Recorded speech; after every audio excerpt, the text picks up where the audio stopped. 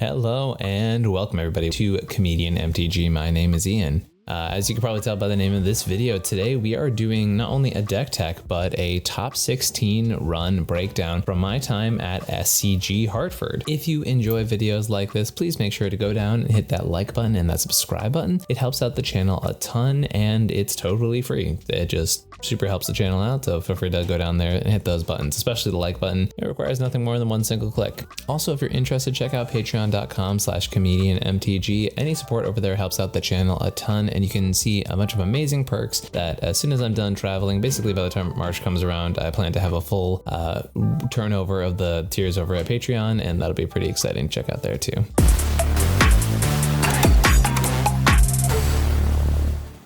So last weekend was SCG Hartford. They have a cEDH 5K in there, and I took my very silly Etali Primer Conqueror deck.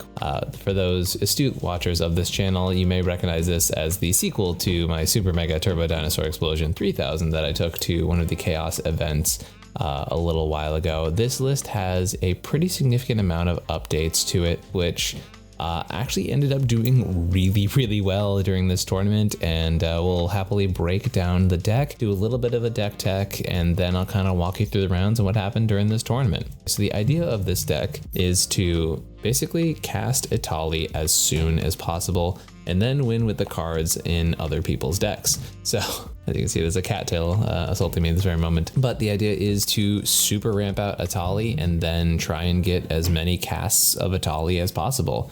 It kind of looks like a creature combo deck, but sort of plays more like a non-deterministic storm deck. You just really try to turn the amount of things you can do in a turn into velocity of casting Etali over and over again. So the deck is super duper fun. I was able to put like turn 2 wins on the stack, turn 3 wins on the stack. So it's definitely very fast and sort of attacks on an axis a lot of people aren't ready for. Yes, you do have to worry about things like, you know, if all 3 of your opponents are like super duper early getting their Rhystic Studies out, right? But a lot of the time I kind of find that this deck can like hit one Rhystic Study or 2 with a Red Blast, and then by the time you're popping off, they really can't do much more about it. It's a very interesting list. As I mentioned, it does sort of play out like non-deterministic storm because like a lot of it is, first of all, it's random what you flip off your top, right? And it's also random what your opponents hit, right? So there are times in which your opponents are playing slightly worse cards in their deck and this deck does not do as well, right? But since there's a lot of mid-range in the format at the current moment, a lot of the time you're hitting things like Demonic Tutors and stuff like that. Now occasionally you'll hit counter spells and those fizzle and cards that are not doing a ton, but this deck was super awesome during the Swiss. And as I mentioned, I was able to go 4-1 with this list during the Swiss, and the only round that I lost during the Swiss of this tournament, I actually had a winning combo on the stack until Sisse was able to flash above me, which we'll talk about later. So the run with this deck was actually really insane, and then unfortunately I did lose in the top 16, but ended the Swiss in first playing this deck. A little bit of spoiler for later, but let's go through and talk about it. So this deck is, as I mentioned, a lot of ramp, right? So we are looking at things like a few mana dorks here. As we know, it's tough nowadays to have mana dorks in an Orcish Bowmasters meta. So there's not a ton of mana dorks in the early stage, but the ones that we do have are very fast, right? So we have things like Orcish Lumberjack, which allows us to turn a forest into 3 mana in any combination of red and green. We also have Tinderwall, which is another one of those immediate comes down and converts a bunch of your resources into mana. We have our Mind Goblin from the Unfinity set. I spent most of the time preparing for this tournament trying to learn exactly how this card worked, and I still had to like double check with judges a couple times during the tournament just to make sure I understood a bunch of the interactions. Sticker sheets are a pain, but they are also proxyable. I did find out by doing a deep dive into the MTR of Magic. So you know, you are actually able to proxy stickers, which is really nice as long as you have a very clear system for how you're putting those stickers onto your card. So it's actually pretty easy when you kind of get the hang of things. You just have to do a little bit of research on it first. For anyone curious, it's MTR 3.18, and if you just look that up, it'll explain everything about stickers. So that part's pretty cool. Since last time I covered this deck, there are some really cool innovations here with Hunting Velociraptor. It has first strike, and it says dinosaurs spells you cast have prowl 2 and a red. So you may cast a spell for its prowl cost if you dealt combat damage to a player this turn by a creature with any of its creature types. So What this means is if you hit your opponent with your hunting Velociraptor, that means your Etali only costs 2 and a red, right? Which is very, very big, right? Your Etali costing 2 and a red is so huge. It's a great way in the mid game to get around commander attacks. It's a great way in the early game to get your commander down as with 3 mana available to you. You also can end up in scenarios where, say you have Velociraptor and you hit your opponent and you have like a food chain out. It's not like a pure deterministic win, but it's 90% of the way there because you're making 8 mana every time you exile Etali to food chain, but you're only having to cast it for 3 plus commander attacks. So by the time you get like 4 or 5 Etali casts, you've won the game at this point. Another new addition to the deck was Hellkite Courser, which got picked up between times I've played this list. Hellkite Courser is one of the 2 MVPs of this deck. The other one is a new addition that we'll talk about in a second with Rionia. But Hellkite Courser is insane in this deck. When it enters the battlefield, you put a commander you own from the command zone onto the battlefield. It gains haste and return to the command zone the next end step. So the amount of times that I wouldn't have 7 mana in my opening hand, but I'd have a Hellkite Courser to like put Etali in, get the trigger, and then at end step it just goes back and you can play it the next turn as soon as you hit that 7th mana source was absolutely insane.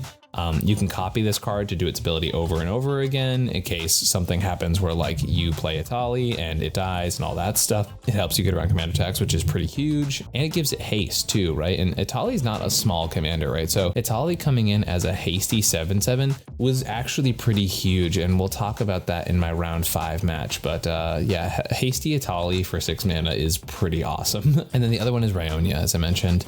Rionia is a superstar in this deck, so at the beginning of combat, it makes a copy of another target creature you control, where X is 1 plus the number of instants and sorceries you cast this turn, gain haste, exile at the end step. So this part's pretty crazy because with Rionia, a lot of the time you are using instants and sorceries like Rite of Flame and, you know, the Seething Song and Desperate Ritual and stuff like that to use these instants and sorceries to get you more mana, right? So by the time you're hitting 2 instants and sorceries only, right? And think about it like this also, every time you're using Etali, right?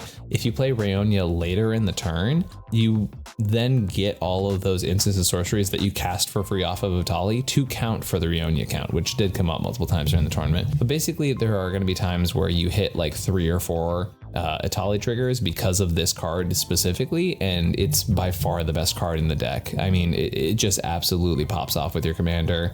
It's insane. And then, you know, I had a scenario in one of the games where there were so many Etali triggers, and then I hit a Neoform off of one of the Etali triggers, so I Neoform Rionia into the Hellkite Courser, which got another Etali trigger, and yeah, the game was basically over by that point. But yeah, Etali definitely super explosive and allows you to just dump so many things onto the board and cast so many spells, and Rionia is a huge part of that. Won me a majority of the games that I've played with this deck, so the fact that, you know, I was able to do pretty okay with this deck before ever playing this card, now that this card exists, the deck is, or not even exists, now that this card's in the deck is just infinitely better than last time I played this. You'll notice that I definitely sped the deck up a lot. I had talked with some other Etali pilots about how, you know, my previous version was definitely more mid-rangey, and this one is definitely all about speed. I mean, we have all these fast mana, we have a ton of stuff that is trying to get our Etali down ASAP, right? And that stuff is huge. 2 of the MVPs of the deck are Twin Flame and Heat Shimmer. Obviously, they have synergies with Dual Caster Mage as one of our main combos to go infinite. I never actually won with this combo, but I didn't really care that I didn't win with it because Twin Flame and Heat Shimmer are so good on their own. They're like one of the best things to hit off of Etali triggers, right? When you play that initial Etali and you flip into a Twin Flame or a Heat Shimmer, you're able to absolutely pop off. There was actually one of the games that I'll talk about later where I used Twin Flame's Strive cost from the graveyard to make copies of Etali and Dockside. So every time I cast a copy of that spell, I was making a Dockside copy, I was making an Etali copy, and then we were flipping into more Etali spells. So that was absolutely sick. As far as like normal combos in the deck, right? Etali, because it's an enter the battlefield ability, it can be triggered off of Temur Sabertooth plus Dockside Extortionist line. So Temur plus Dockside makes infinite mana if you have 5 or more treasures from your opponents. From that point, you just, instead of picking up Dockside, you pick up Etali over and over again, and you can win in a number of different ways. You can win with your opponent's win cons, you can win with your win cons, it doesn't really matter at that point. What this also does is you can, if you have infinite mana, you can use Temur Sabertooth plus Eternal Witness plus Lightning Bolt, which is just a nice convenient way to finish off the table. There's a number of other substitutes like Pyrokinesis or Delay Blast Fireball that also fit in that slot as well. The other combos involve Cloudstone Curio. So Cloudstone Curio plus Dockside is the exact same thing. Mind Goblin technically is a combo with Cloudstone Curio if you have the stickers that make at least 5. You can use a 1-drop red creature to Cloudstone infinitely and play that back and forth, because as soon as Mind Goblin goes into a hidden zone vis-a-vis your hand, right, the sticker gets removed is the idea of that card. So you can do that with these two. If you have the 1 sticker sheet that makes 6 mana, you can then go off with Dockside or Reckless Barbarian or any basically 2-drop red creature. So it adds just like a little bit more of a combo there. Jax's Blitzed also works for that as well. So that's combos there with Mind Goblin. I didn't really combo with Mind Goblin. It just made a bunch of mana, which is exactly why it's in the deck. So that was sick. And then the other like official combo of the deck is Squee plus Food Chain, obviously, right? Squee allows you to cast it from exile. So you just generate infinite mana with Food Chain and then cast your commander once again over and over again. Food Chain's also just amazing as a fair card in the deck, because like the whole point is to cast your commander over and over again, right? So if you're like playing Food Chain, you don't have Squee yet, you can just start like exiling Etali and recasting Etali and then getting a bunch of triggers off of it. And normally with like Gruul Food Chain lists, the big downside is that you can't really tutor Food Chain a lot. But the upside in a deck like this is that you're getting everybody's tutors, including the black deck's tutors. So I demonic tutored for Food Chain several times during this tournament through other people's decks, right? So Food Chain is a lot easier to get than it normally is in Gruul, which is a very big up for this deck in particular. I have Dosen in here. This card's following me from deck to deck.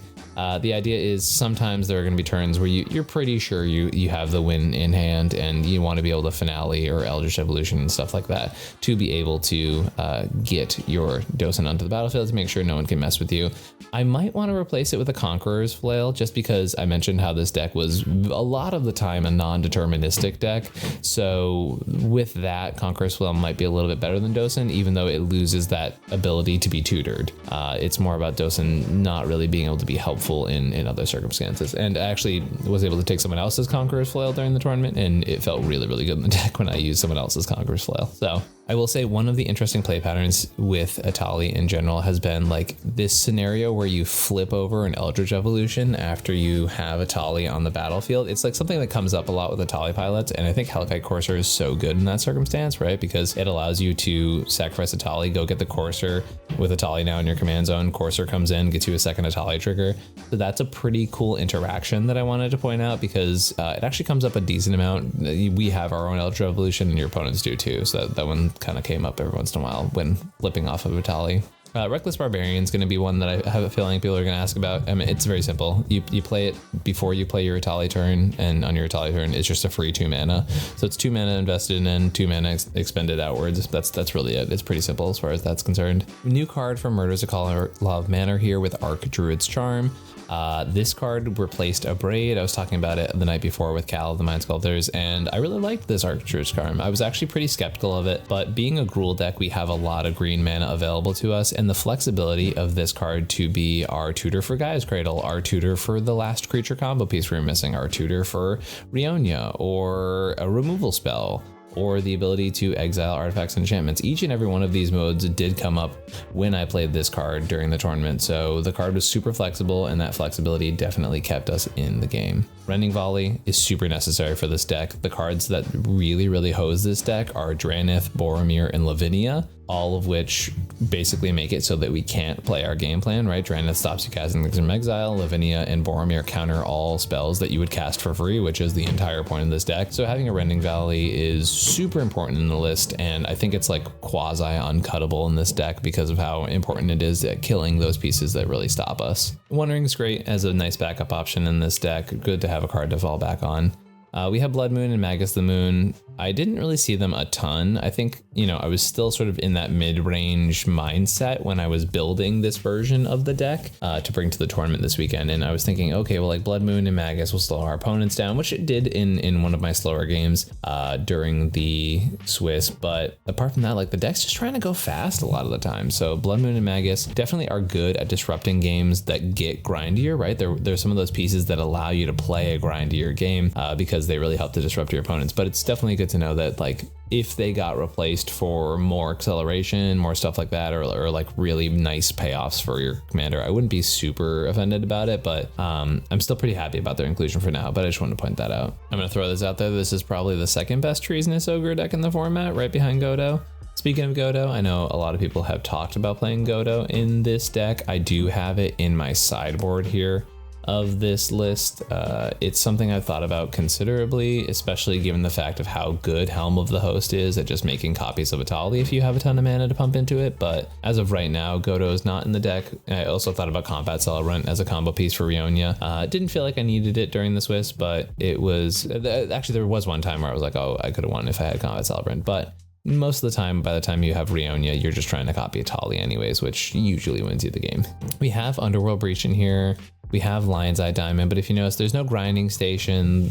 We do have Wheel of Fortune, but that's not really the point of Breach in this deck. Breach in this deck is like the most fair version of Breach you're probably gonna see for a lot of decks. It's really just the ability to play a Breach and then recur your Twin Flame to get another Etali trigger, right? Because when you can convert like a single card and 2 mana into suddenly being 4 free cards, potentially more, with your game plan, then it starts to become a lot more attractive to do Breach in this very fair way. And you don't really have a fantastic payoff for the grinding station loop. You could like go down till you get Dualcaster Twin Flame, but I feel like that opens you up to a lot of stuff you don't need to open yourself up to. So I kind of like the way we have Breach settled in the deck right now, where it's like, technically speaking, there are outlets for it with LED and Wheel, but realistically, more of the Breach is there to set up your actual win cons, which are usually a lot cleaner than the Breach lines in Gruul. Yeah, this deck is so much fun, and it's super hard to like goldfish and prepare with the deck, right? Because you never know what you're gonna flip off of your opponent's decks, but I had a ton of fun playing this list. It was some of the best Magic I felt like I've played in some time, where I was just like executing storm winds pretty easily, which I was very proud of myself for, and it was a blast to play this list. I can't recommend it enough. It's not gonna feel like a normal rule list by far. It definitely feels closer to something like Krark Sakashima than it does something like Minskin Boo as the commander.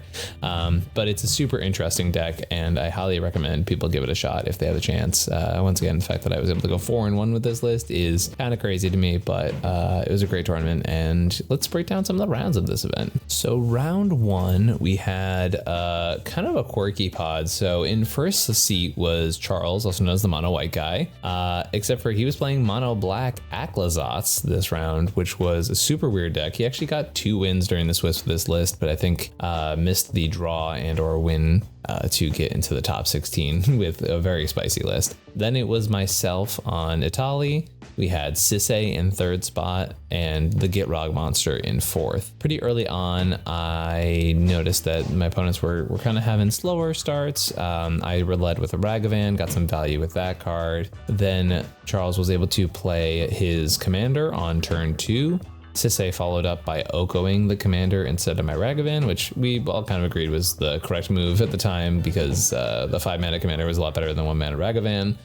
The turn after that, I was able to get my Etali cast and flipped into a bunch of different stuff. I think I passed at this point because I didn't have a winning board state. We sort of, Sisay did this thing where it looked like they were like counting with their hand, and Gitrog sort of made an offhanded comment like, oh yeah, there's 5 treasures for Dockside, right? And I'd kind of laughed at that. Afterwards, it sounded like Charles didn't hear that part of the conversation, so he didn't really like have Dockside registered when we were talking about that stuff, but Gitrog sort of played Gitrog and then passed the turn. Charles plays a bunch of different like stacks. Charles plays like a dude that makes us discard, and he's making some constructs with Urza Saga. So the board state gets a little bit more artifact heavy because there's a bunch of Urza Saga stuff. I'm able to Heat Shimmer Etali, so I start going off again, and I get to the point where I have Temur Sabertooth on board, and I have Dockside Extortionist on the stack, ready to be able to execute my Temur Sabertooth Dockside line. I think Dockside count was 8 at the time. And Sisay goes, actually, I'm going to respond to that, and chords for 2, pulling Dockside out of their deck.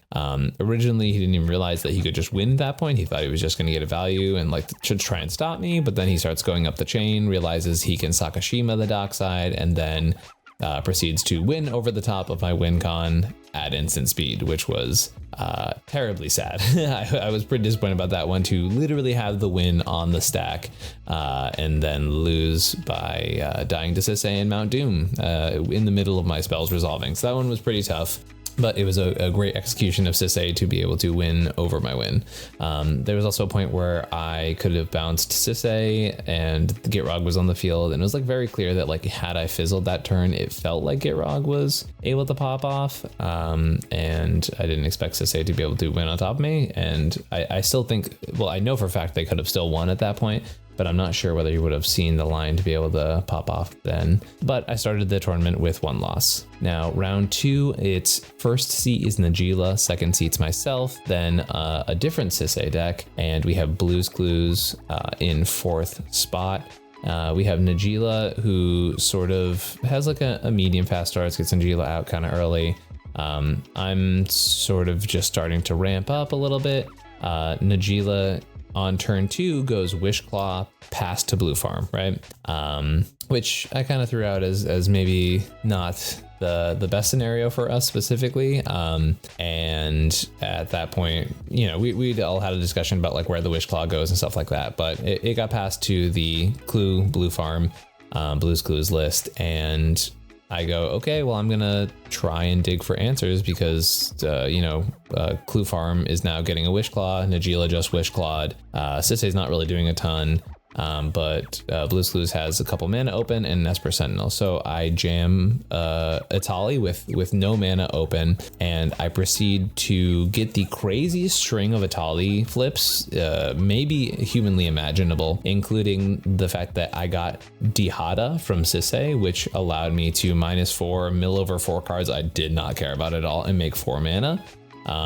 I hit a Heat Shimmer, so I got another Etali trigger. I flipped into Najeela's Eladamri's Call, which then meant, and I had made another mana somewhere in that process. So I had exactly 5 mana because of the Dihada and another interaction that had happened, and I went and picked up Rionia from the middle of my deck. At that point, I had cast, I think, 3 instants and sorceries off of the Etali flips, so I just tap out once again to play Rionia. I had a wheel in my hand, which was kind of interesting. Now there's something happened let's pause here for a second. Before I go get Rionia, between Etali flips, there was a Toxic Deluge that I had flipped over. So I did a -2 on that to kill the Mana Dork from Sisay, to kill the Esper Sentinel from Clue Farm, and to kill the Najeela and the 1 Najeela attacker that had already been in the field. At that point, Blue's Clues, or Baby Blue Farm, whatever you want to call it, they play a Culling the Weak, sacking the Esper Sentinel, using their last mana to cast Nat Nauseam, because they were going to obviously lose the Sentinel and therefore not be able to cast the Naz. They dig pretty deep down. They aren't able to find any free counter magic, but they do have a very clear win on their turn, right? So flashback to the Rionia play that I was just talking about. I have Wheel of Fortune in hand, which I know I can go disrupt Clue Farm, right? But I also know they still are untapping with a Wishclaw Talisman, and it doesn't look great for me also refilling Sisay and Clue Farm and Najeela, right? So I decide 4 triggers from Etali is way better than just hoping to wheel and flip into something that can maybe save me. So I play Rionia, completely tapping out of mana, get 4 more Etali triggers. That creates a string of spells that I think I had something like 40 permanents on the board by the end of that game. And this was the section that I was talking about where I hit someone else's Neo form, which allowed me to sacrifice my Rionia and go get the Hellkite Courser, which gave me another Etali trigger. By the end of it, once again, this is the second turn of the game. By the end of it, on that turn 2, I think I had accumulated something like 8 Etali triggers, to the point where I had a Cutzel and a Grand Abolisher and a Black Tutor from one of the Clue Farm deck, I believe, was able to allow me to go get the Food Chain, which I had already had Squee in the bin from one of the many other Etali flips that we'd already done. So by that point, I had double protected Food Chain win, and I was able to win the game on turn 2, which was pretty crazy and pretty explosive from this list. Round 3 was really interesting. So pretty sure, so this one went, in first seat was Xyrus, the Snake Wheel Commander. Then in second seat was Dawnmaker Thrasios. In third seat was Tivit, and last was myself. So I had a hand that was like, okay, maybe I get like an early Dockside. I have a Blood Moon in here. Like there's a couple like disruptive pieces. So I play a Mana Dork turn 1, then Magus of the Moon turn 2, and then turn 3 I can like play Dockside into Etali. It felt pretty solid. Especially because there was, you know, a 4-color deck and 2 3-color decks in front of me. Yes, 2 of those have red in them, but I was feeling pretty good about the Magus being able to disrupt into what felt like it was going to be a bit of a grindier game. So, and especially going last, right? I can't really push for the speed aspect when I'm going last in that rotation. That first turn rotation, Tivit plays a turn 1 Boromir, which is awful for me, like truly, truly awful. Once again, my turn 1 was just going to be a Tinderwall. And yeah, I get met with a Boromir, which basically said my entire game plan was offline, because even if I did get Etali out in that third turn with the Dockside plan like I was going for, it didn't matter. So from that point I was like, yikes, I'm pretty out of this game, but I'm gonna keep like trying to cast my spells and stuff like that. So it gets back to me and Tivit once again in our turn order. You know, Dawnwaker plays a couple Mana Dorks. Tivit then plays Drana and Lenvala, completely locking out Dawnwaker's Mana Dorks and shutting off the only thing I had in play, which was the Tinderwall. At that point, I just start kind of like, I think I drew a Wild Growth that turn, passed the turn. Next turn, the mid-range decks are sort of like positioning to fight each other a little bit. I see that Tivit is very clearly in the lead at this point. So I go to play Magus of the Moon. Magus the Moon gets sort of fought over. Oh, sorry, it's not a Magus Moon, it's a Blood Moon, because Boseiju comes up later. So it is a Blood Moon. Blood Moon comes down. There's a lot of talk on the table about that. I'm definitely seen as more of a threat, even though I'm super locked out of the game by the double stacks pieces. But it gets to a point where, you know, Xyrus gets played because they have a couple basics. They were able to get those out pretty early. Xyrus comes in and starts threatening to hit people and draw them 3 cards, right? So there's a lot of discussion between Tivit having removal spells, saying that like before Blood Moon resolves, they have to kill Xyrus.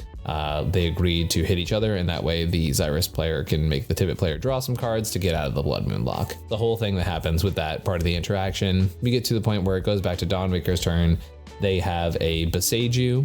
We sort of see that Xyrus's board state is getting out of control, and to the point where they're going to be able to win under the Blood Moon very effectively. So Dawnwaker offers to Boseiju, the Xyrus player, in a point where Tivit is able to untap and overload a Cyclonic Rift to be able to completely reset the boards. Things get a little crazy from this point. The Boseiju goes off, my Blood Moon goes away. I get a land, which honestly I was actually pretty stoked about at this point because I was so far out of the game that land drops. I was like sick, like I don't have to lock anyone out with Blood Moon, and I get a land drop from this point. We end up in a situation where Xyrus goes and tutors for Dual Caster Mage so that they copy the Cyclonic Rift, and then 2 Cyclonic Rifts resolve, completely bouncing the entire board back to everyone's hand. We also know Xyrus has a Dockside, so they're going to rebuild right away if we start playing stuff. So Tivit had to tap out for the Cyclonic Rift because they needed exactly enough mana with all of their mana untapped to go for that. I think I have to play Etali at this point. I get like a couple medium Etali flips, nothing super crazy. Xyrus comes down, plays Xyrus and a Roaming Throne, and just starts going off, like making dozens of snakes, hitting people, drawing 6 cards. Xyrus, I believe, hits Dawnwaker. They draw 6 cards each, and there's just like sort of a slugfest going back and forth. We get to a point where we are getting close to time in the round. I'm trying to get some Etali triggers to be able to pop off. Xyrus has a huge board state, but we're able to just fight them enough to the point where they're kind of tapped out, even though they have like a Cradle. Unfortunately, they had used it earlier in the turn, so it's tapped and it's not making like the 12 or something mana that would be able to make this deck just absolutely pop off at this point, right? So we get to that point. They have 12 snakes on board. Dawnwaker has been losing life periodically throughout this game. They are at 12. Xyrus has 14 snakes. I'm like, hey, well, if you take out one of your opponents, you get an extra turn in turns, right? So because the SCG events are still using extra turns for this for some reason, which not many people are a fan of. They're doing 75-minute rounds with extra turns, which I don't really understand. Like if you want a longer game, like do 85 minutes. The extra turns portion of it makes them last forever. And we've definitely provided some of this feedback. And there's definitely some feedback that comes up throughout this tournament that definitely was some disappointing interactions that happened during the tournament with the way SCG was running things. But this was one of those where there's extra turns. So we get to the point where player gets eliminated, and also eliminated players don't get points for the draw. So they get eliminated. It goes to Tivit's turn. Tivit tries winning, but we have enough answers between Xyrus and I to be able to get there. Tivit then plays Bowmasters, and Xyrus is clearly still very much a threat in the turn where if I pass my turn and they untap, we lose the game, basically. So I go for some more Etali casts. We start flipping into things. I have a Wheel of Fortune in hand, and Tivit has a Bowmasters, and we basically get it to a point where, because I believe I had also hit an Impact Tremors off of Xyrus earlier, we go, okay, like, let's get Xyrus down, because once again, if we untap, it's kind of strictly good for Tivit, because if I don't win on my turn, which at this point seems kind of unlikely, they get the turn that Xyrus would have taken. So basically, by working with me in this instance, they guarantee that they get an extra turn because we're both trying to take out Xyrus from the game. I then proceed to kind of go off after I wheel and get exactly enough repeated uses of Etali that I'm actually able to assemble Dockside plus Teamer Sabertooth. So as we're going through this process, Xyrus starts to lose their life. I then am able to Veil of Summer, which picks up my Dockside, meaning that the Bowmasters can't come after my stuff anymore. And I start doing the Dockside loop, and I'm actually able to steal the game at that in-between point. It was one of those situations where it was like everyone was threatening to win the game, and I just had exactly enough stuff post-wheel to be able to get through all of the interaction that came through the game after the time save thing. So that was kind of crazy, and definitely a wild end to a game. We were considerably over time because that game just had so much back and forth, so much interaction, and it was pretty crazy. So at this point, I have 2 wins, 1 draw. We then go to round 4. Now, round 4, we kind of realize because of the way SCG does this stuff, there are very high likelihoods that we cannot draw into the top 16 with 2 wins, because basically the way it's set up, there are kind of random pairings, which definitely comes up in round 5, and we'll talk about that a little bit. But yeah, things get a little bit crazy. So round 4, it is Elsha, Sisay, myself, and then Tavesh Krom. I can't remember if Tavesh Krom is before Elsha. All I know is I was later in the turn order. This game is, oh no, I'm on the play in this game, right?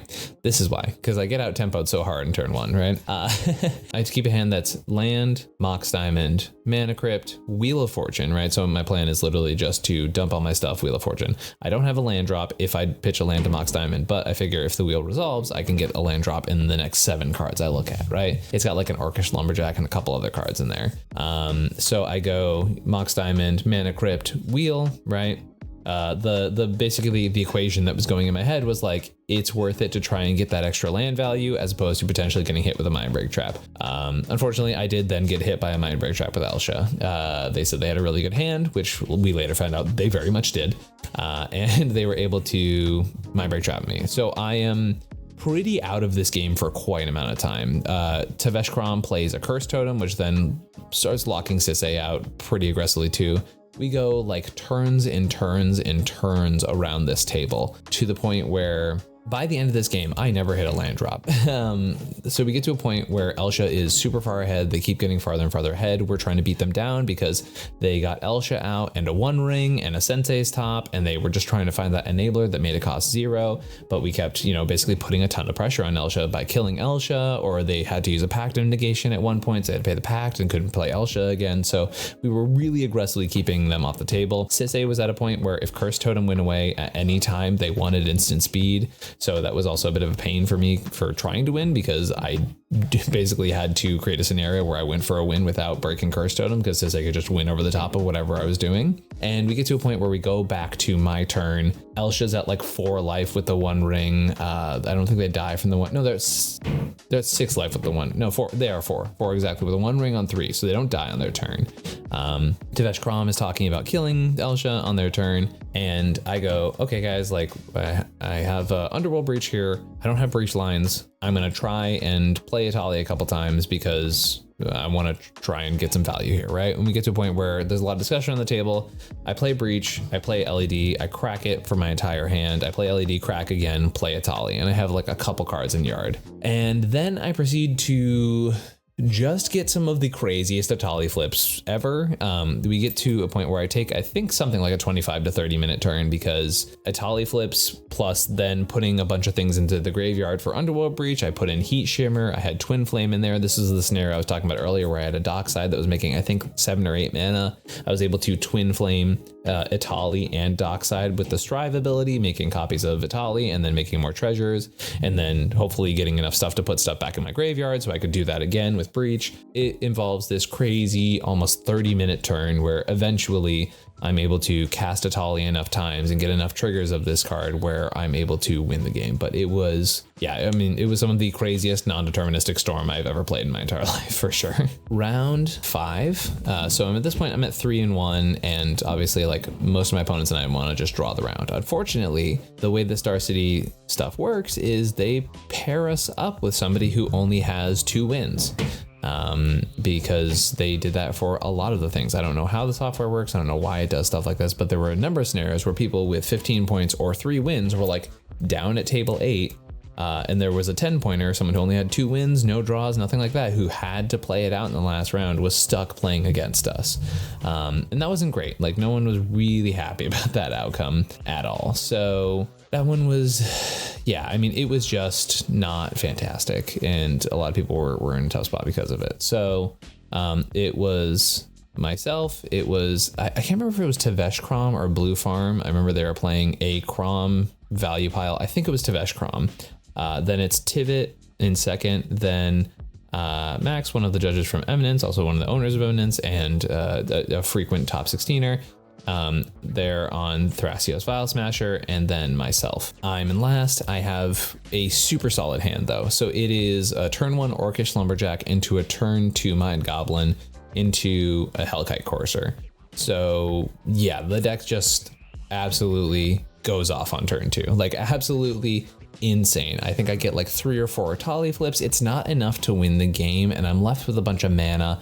I have exactly 5 mana remaining and an Invasion and a Vicoria in my hand, so I go and tutor up a Manglehorn, and Manglehorn is enough to come in, blow up one of the mana rocks by Max. Also, a part of this was that, once again, I used Hellkite Courser, so Max had a Karn on the battlefield, which was locking everybody out of doing stuff.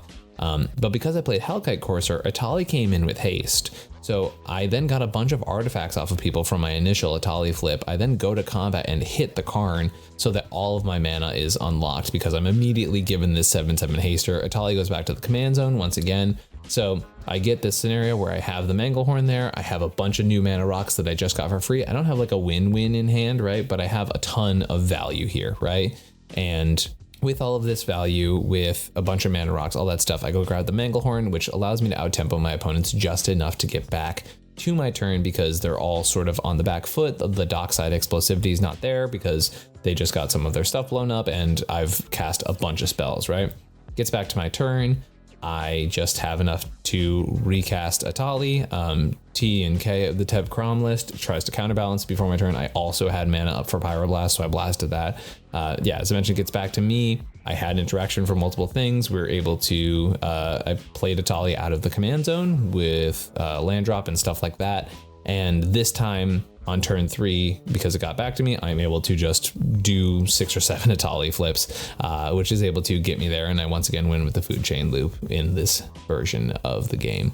The deck once again popped off super hard. So I ended the Swiss with 4 wins and 1 loss, which I think is my best 5-round record of any cEDH tournament, which is super funny to me that my best 5-round record is with one of the craziest decks I've ever played, a deck that is super non-traditional, and I don't think one of the decks that people would have been like, oh yeah, I bet Ian's gonna sweep the Swiss with this dinosaur. So the deck went super hard in these first couple rounds, and I ended up ending the Swiss in first seat, which was super awesome. So I know leaving the top 6 or going into the top 16, I'm going first in my pod, and I'm playing against the best breakers possible. So super awesome during the Swiss of this tournament. Then comes the top 16.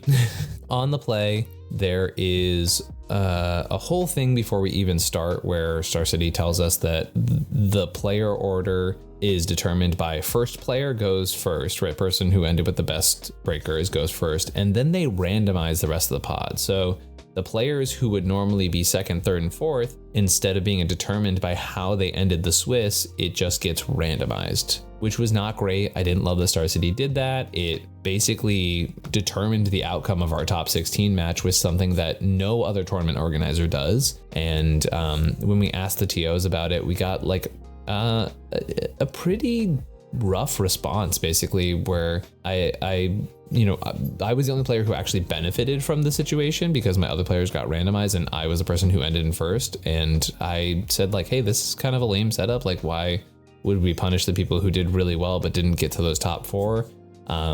And the response was something basically of like, well, this is the way we do it and it's not written down anywhere, but it's just the way we do it. And we were like, well, have you considered changing it? And they basically gave us nothing.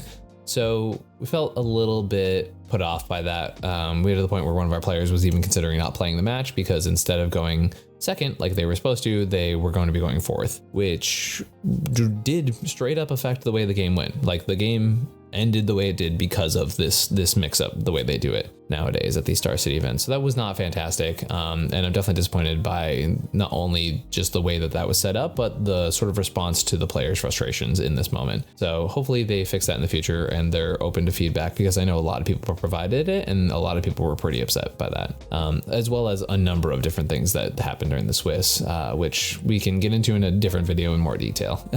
But the top 16 was a bit of a heartbreaker. So I'm on the play. I go into turn 1, play a little bit of mana. Turn 2, I'm able to Seething Song into a turn 2 Etali, and no one has the counterspell for it. The turn 2 Etali flips. I get a Soul Ring, a Notion Thief, and a Trinisphere from Kinnan in 4th seat. And we later find out Kinnan did have a counterspell for Trinisphere, but they also had a Force of Vigor in hand, so they were going to wait back to their turn, be able to blow up Force of Vigor, and because they're on Kinnan, they had enough mana to play through Trinisphere anyways, right? We go to Atraxa, who is in 2nd seat. Atraxa plays a land and passes because, Trinisphere, because they had played a land turn 1, played a land turn 2, passed the turn. They can't cast anything. We get to Rocco. Now, Rocco had mulligan down to 4 cards in hand. Rocco had a land, a birds, and a Jeweled Lotus as the cards we had seen play so far. Rocco then proceeds to play a land, crack for Rocco, X equals 2, gets Dockside, and has exactly enough mana to play Food Chain out of their hand on their mulligan to 4 and exiles exactly enough creatures to be able to Food Chain combo by casting Rocco once again out of the command zone on a mulligan to 4 on turn 2. And we were like, okay, I guess we lose. So yeah, crazy Swiss run. And then proceeding to be one of the most disappointing top 16s I've ever had in my career.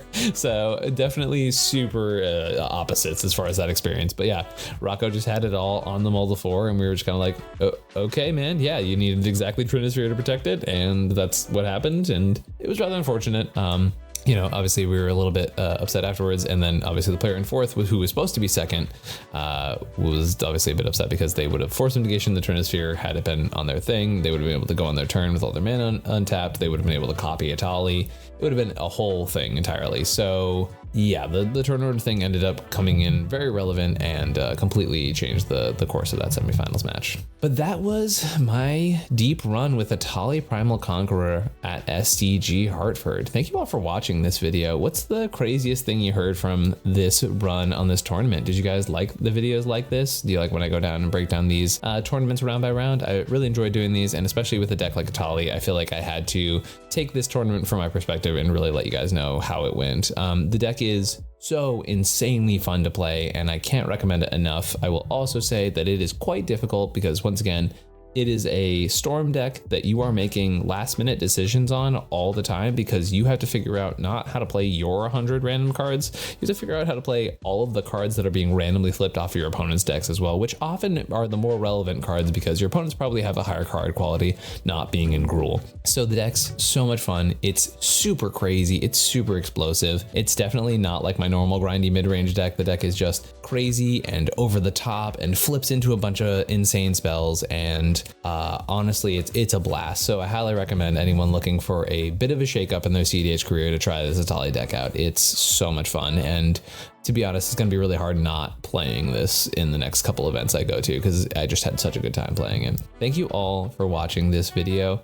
If you're interested in cEDH coaching, that is what I do as a full-time career. So if you're interested in that, feel free to hit me up at comedianmtg@gmail.com. You can find me at Discord at comedian_mtg or on Twitter at comedianmtg. All of those places are in the description below this video, as well as they should be flashing on your screen right now. Thank you all for watching, and I hope you enjoyed this video. I'll catch you next time.